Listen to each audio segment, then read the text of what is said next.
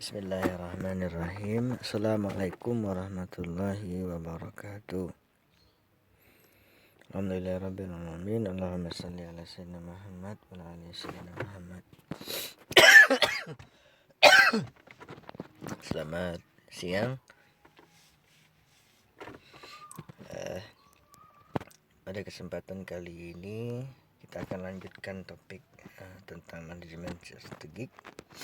Adapun judulnya adalah manajemen puncak dan tata kelola perusahaan ya. Sebelumnya sudah dibahas juga tentang definisi manajemen strategi ya. Hari ini kita akan melanjutkan manajemen puncak itu dan tata kelola perusahaan itu sebenarnya bagaimana sih ya. Baik. Jadi dalam di dalam susunan organisasi itu digambarkan seperti ini ya. Seperti ini.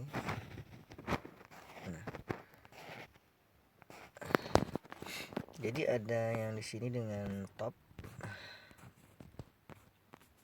Nah, ini adalah middle dan ini adalah yang low ya. Jadi posisi top ini merupakan pimpinan ya dari perusahaan itu sendiri. Yang kedua adalah middle, itu posisinya adalah posisi manager. Sedangkan yang low adalah posisi paling bawah, yaitu karyawan itu sendiri. Nah, yang paling top itu di dalam perusahaan itu disebut dengan Dewan Komisaris. Dewan Komisaris ini ya, Bapak dan adik teman-teman adalah pimpinan puncak dari sebuah perusahaan.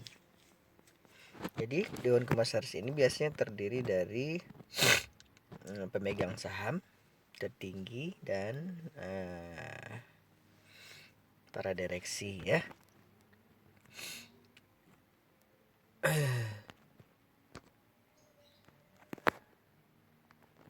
Nah,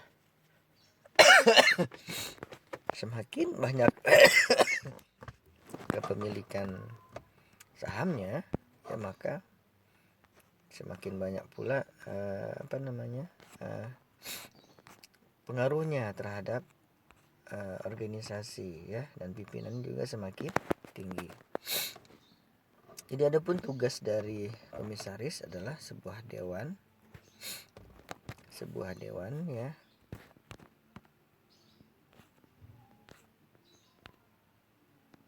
Sebuah dewan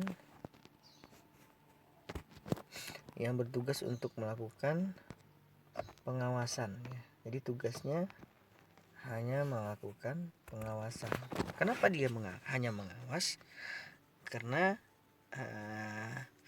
dia hanya menanamkan modal. Setelah itu dia tidak mau lagi mengurus ya, karena yang mengurusnya sudah ada pihak yang lain ya, yang akan mengurus dari usahanya. Dan memberikan nasihat kepada direktur perseroan terbatas ya. Jadi tugasnya dia hanya mengawasi direktur. Maka yang melaporkan dari kinerja perusahaan adalah direktur kepada Dewan Komisaris ya. Dewan Komisaris tadi yang saya jelaskan adalah dewan yang memiliki saham terbanyak ya, yang bisa mengambil keputusan. Jadi setiap keputusan itu dipertimbangkan oleh dari Dewan Komisaris. Paham ya? Selanjutnya adalah di Indonesia Dewan Komisaris ditunjuk oleh RUPS. Apa sih RUPS itu? RUPS itu adalah R-nya rapat, U-nya rapat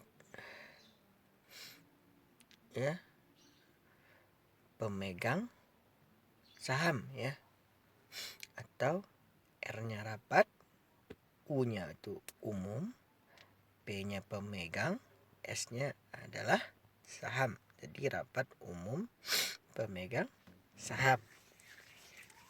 Ini biasanya yang datang pada rapat ini adalah yang memiliki saham dari perusahaan tersebut. Selanjutnya di dalam Undang-Undang Nomor 40 Tahun 2007 tentang perseroan terbatas dijabarkan fungsi dan wewenang tanggung jawab dari Dewan Komisaris. Ya, silahkan dicari nanti atau dibaca tentang Undang-Undang Nomor 40 Tahun 2007 ya, tentang tugas atau wewenang dari Dewan Komisaris. Nah, ini contohnya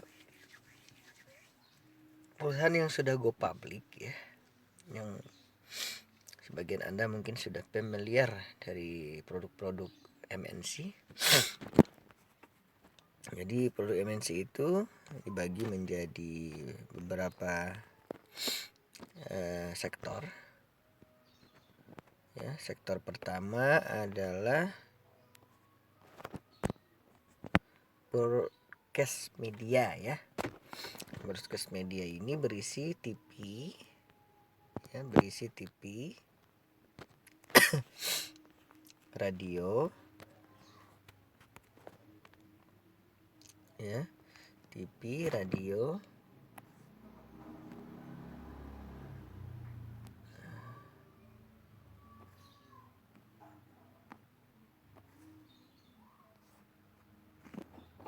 ya, TV, radio ya.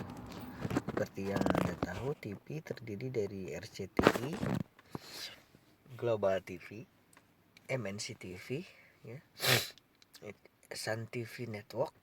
Nah, itu adalah perusahaan-perusahaan yang di sektor broadcasting ya. Sedangkan di radio ada MNC Network ya, atau MNC Network. Nah, itu yang untuk broadcasting. Sedangkan di sektor yang lain yaitu adalah ya print media ya. Jadi print media ini berisikan newspaper, tabloid and magazine.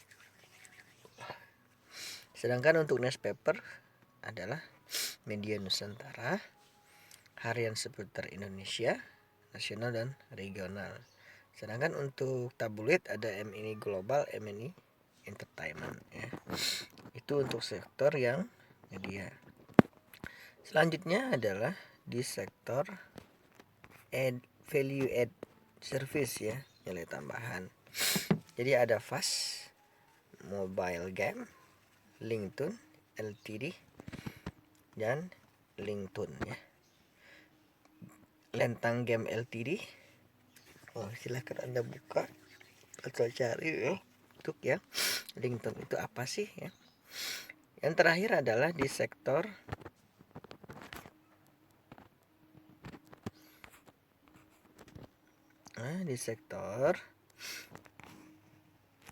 content production, distribution and agency ya.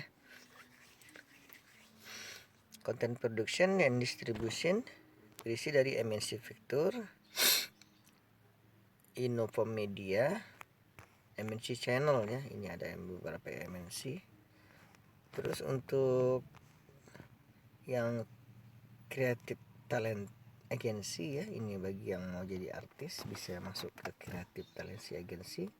Terus Media Inti, Star Nusantara dan Star Media Nusantara ya. Ini biasanya untuk mau jadi artis ya, udah bisa masuk ke sini. Jadi ini media-media talent ya untuk acara di TV ya. Nah, yang paling familiar juga adalah satunya adalah ini ya, Okezone. Semua orang pasti tahu ya. Okezone ini bisa ada yang printing, ada yang online. Nah, itu adalah MNC corporate struktur ya. Nah, yang di topnya ini adalah pemilik dewan komisaris ya, yang memiliki modal yang besar atau pemiliknya langsung. Ya, nanti di sini ada posisinya. Nah, kalau di level ini posisinya ya. Nah, itu direkturnya ya, itu manajernya. Nanti di bawahnya juga ada manajer sampai yang paling bawah ya. Paling bawah nanti itu ya.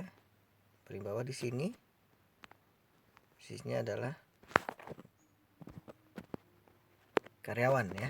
Di sini posisinya manajer. Oke. Itu untuk contoh ya korporat dari MNC struktur.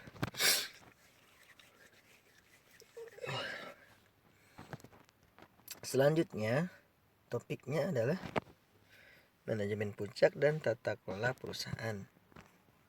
Jadi dewan komisaris ini adalah benteng pertahanan terakhir ya. Jadi kalau ketika dalam perang, yang pertama itu adalah pasukan berani mati ya.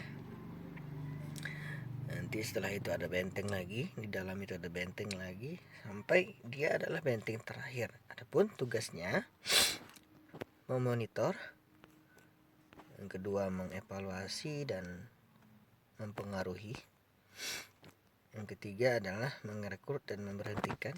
Siapa sih yang direkrut? Direktur ya, atau kepala cabang. Terus mengontrol dan memonitor, terus memperhatikan kepentingan pemegang saham ya. Itu adalah 5 tugas dari dewan komisaris.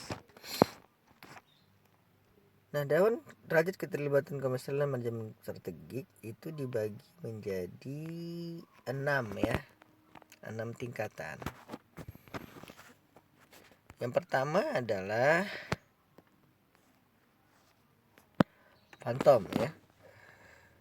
Jadi komisaris ini untuk memegang saham ini dia tidak terlibat sama sekali dan tidak tahu apa yang dikerjakan. Jadi dia nggak mau ya, sibuk-sibuk. Jadi diserahkan seluruhnya kepada pemilik atau direktur ya. Yang berikutnya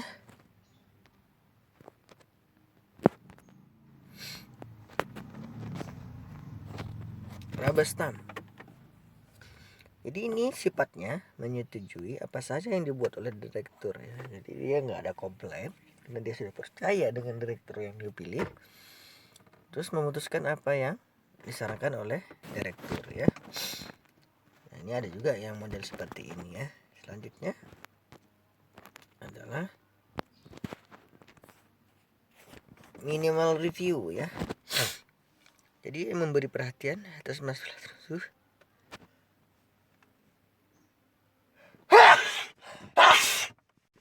yang disampaikan oleh direktur ya. Jadi dia sampaikan hal-hal yang penting saja, baru dia ikut campur untuk menyelesaikan masalahnya.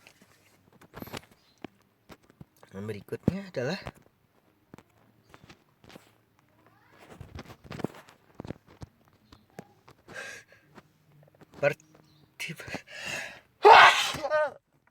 partisipasi nominal ya.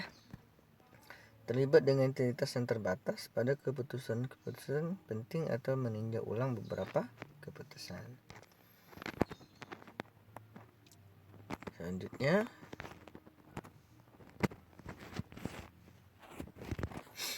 membuat persetujuan, keputusan atau misi sasaran, strategi yang melakukan audit. Jadi ini ikut dalam seluruh proses ya. Jadi dia ngantor. Sama ini juga katalis. Dia ikut ngantor ya dari kegiatan yang ada di perusahaan. Jadi anggota dewan komisaris itu ada komisaris internal ya, ada komisaris eksternal, ada agensi teori, ada stewardship teori ya. A theory of broad directed strategic change ya. Dewan komisaris berperan signifikan dalam pertama menentukan perubahan strategik efektif dan selaras. Jadi menggunakan suksesi dari kegiatan tersebut melalui direktur utama atau CEO. Terus berikutnya adalah memilih ya direktur utama yang memilih pengalaman sebelum tentang strategi baru. Berikutnya manajemen puncak atau direktur utama CEO. Manajemen puncak adalah orang yang berperan dominan dalam mengembang keputusan dalam perumusan strategi, memiliki wawasan kecakapan yang beragam serta berpengalaman 2 kali yang lebih panjang ya. Jadi ini direktur yang dipilih oleh Dewan Komisaris harus memiliki pengalaman yang lebih luas ya. Adapun tanggung jawab direktur adalah memimpin pelaksanaan visi dan misi strategik, mengarahkan semua aktivitas agar perusahaan dapat mencapai tujuan misi strategis.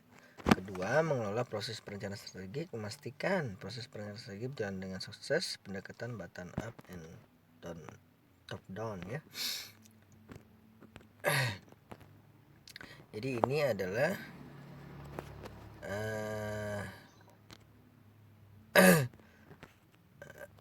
ini adalah maksudnya button berarti di bawah ke atas, sedangkan top down dari atas ke bawah ya. Jadi untuk prinsip tata kelola perusahaan yang pertama adalah